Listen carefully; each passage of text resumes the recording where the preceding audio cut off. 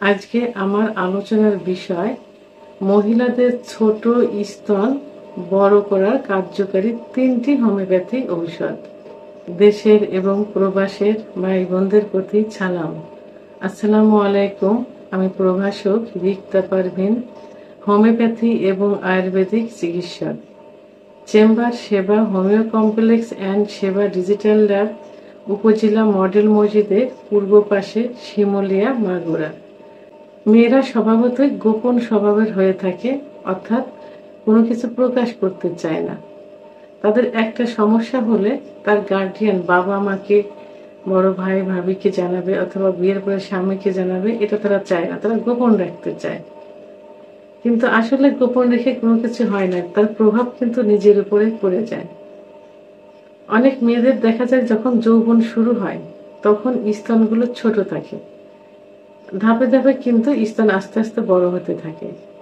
বড় হয়ে একটা পর্যায়ে গিয়ে বিয়ের পরে যখন বাচ্চা হয়, বাচ্চা বুকের দুধ খায় শেষ হয়ে গেলে আবার কিন্তু স্তনগুলো ছোট হয়ে যায়।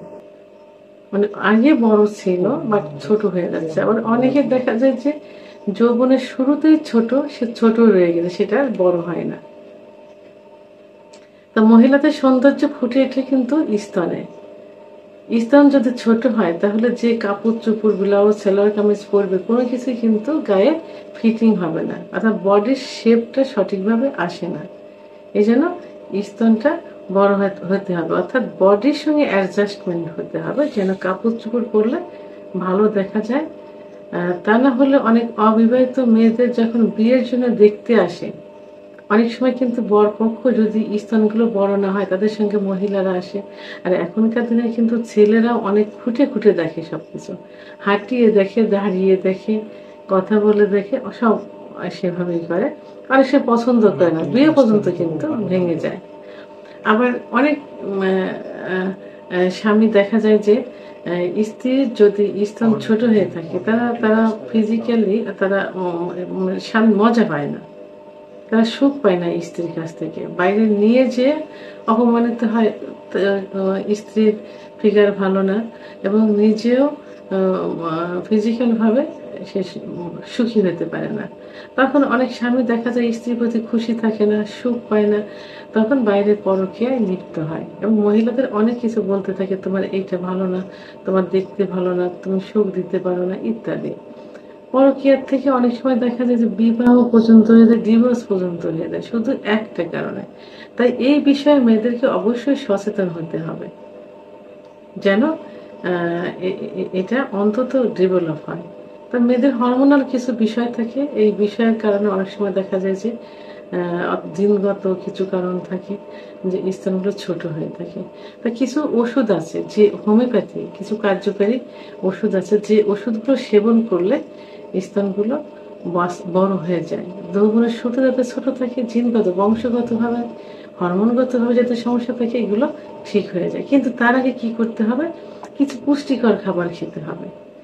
যেমন দৈনন্দিন খাদ্য তালিকায় শাক সবজি রাখতে হবে, ডাউল রাখতে হবে, প্রতিদিন সকাল বিকাল কি রাত্রে 1 কাপ করে ডাউল খেতে হবে, অর্থাৎ ডাউলের পাতলা যে পানিটা থাকে। এবং আরেকটা ভালো যে খাবার সেটা হলো সাবু। সাবু ছোট বাচ্চাদের সাবু রান্না করে দেয়, অনেক সময় দেখে অসুস্থ রোগী থাকে সাবু রান্না করে দেয়। এই সাবু প্রতিদিন সকালে খালি পেটে 1 কাপ করে যদি মহিলারা খায় তাহলে তাদের স্তনগুলো কিন্তু সঠিক থাকে, অর্থাৎ স্তনগুলো আস্তে আস্তে আকার বড় হতে থাকে এবং সঠিক আকার ধারণ করে, সেটা নষ্ট হয় না। এই জন্য খাদ্য তালিকায় সাবু রাখতে হবে, অন্তত মহিলাদের জন্য সকালে খালি পেটে। দুধ, ডিম, সিজনালি শাক সবজি, পুষ্টিকর খাবার, এগুলো খেতে হবে।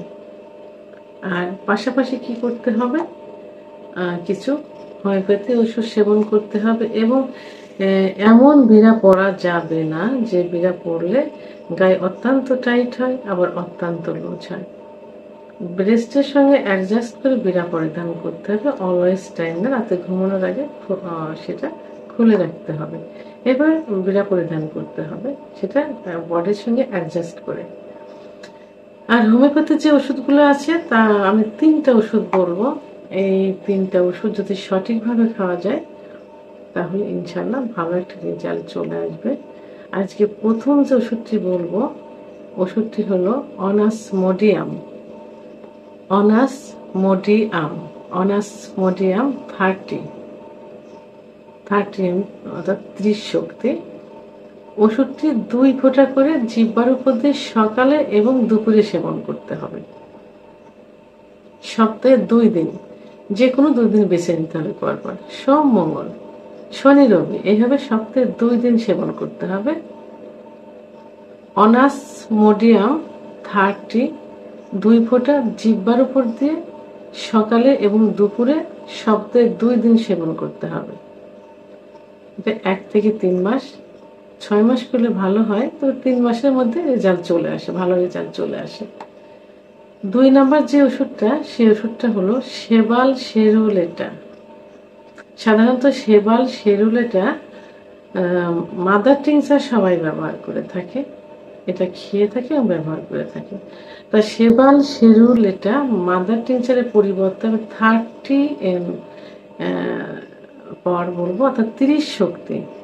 এই ওষুধটি এটাও 2 ফোঁটা করে জিহ্বার উপর দিয়ে সেবন করতে হবে সকাল এবং দুপুর, সপ্তাহে 3 দিন। সপ্তাহে 3 দিন শেবাল শেরুলেটা 30 শক্তি জিহ্বার উপর দিয়ে সকালে এবং দুপুরে সেবন করতে হবে সপ্তাহে 3 দিন। এরপর যে ওষুধটি বলবো সেটি হলো আয়োডিন। 3 নম্বর যে ওষুধটি, আয়োডিন 200 শক্তি, কারণ এটা উচ্চ পর ভালো কাজ করে থাকে। আর এটা জিনগত হরমোনাল যে সমস্যাগুলো থাকে এবং এগুলো ঠিক হয়ে যায়। তো আয়োডিন 200 শক্তি ওষুধটি জিহ্বার উপর দিয়ে দিনে 2 বার, অর্থাৎ সকালে 2 ফোঁটা দুপুরে 2 ফোঁটা সেবন করতে হবে।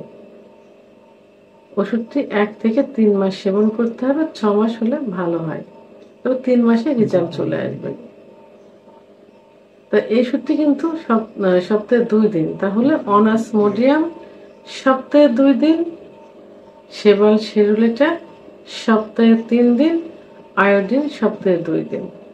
এবার 3টা ওষুধ খেতে হবে 1 থেকে 3 মাস। আর এর সঙ্গে শেবাল শেরুলেটা মাদার টিংচার 20 ফোঁটা, মাদার টিংচার 20 ফোঁটা অলিভ অয়েল তেলের সঙ্গে মিশিয়ে 15 মিনিট সময় নিয়ে ম্যাসেজ করতে হবে। এক একটা স্তনে 15 মিনিট সময় নিতে হবে এবং এক একটা স্তনে 20 ফোঁটা ওষুধ, 20 ফোঁটা অলিভ অয়েল তেল মিক্সড করে ম্যাসেজ করতে হবে। নিচের থেকে উপরের দিকে আলতোভাবে ম্যাসেজ করতে হবে এবং ম্যাসেজ করার পর টাইট ফিটিং, অর্থাৎ ফিটিং ব্রা পরে থাকতে হবে। এটা সকালে এবং রাত্রে 2 বার করা যাবে। সকালে ব্যবহার করে টাইট ফিটিং, অর্থাৎ ফিটিং একেবারে টাইট হবে না, ব্রা করতে হবে। রাত্রে ঘুমানোর আগে আবার ম্যাসেজ করে ব্রা করতে হবে।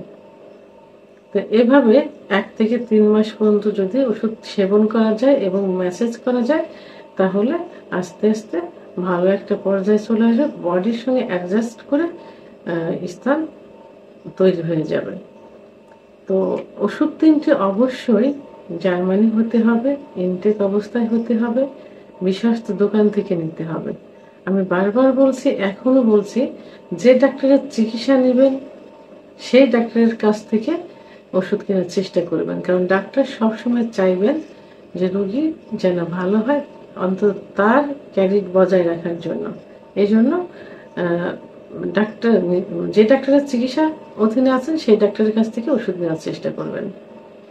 তো আমার ভিডিওটি সম্পর্কে যদি কোনো মতামত থেকে থাকে অবশ্যই কমেন্টসের মাধ্যমে জানাবেন। আর ভিডিওটি ভালো লাগলে লাইক, কমেন্ট, সাবস্ক্রাইব করে আমার সঙ্গে থাকুন। আল্লাহ হাফেজ।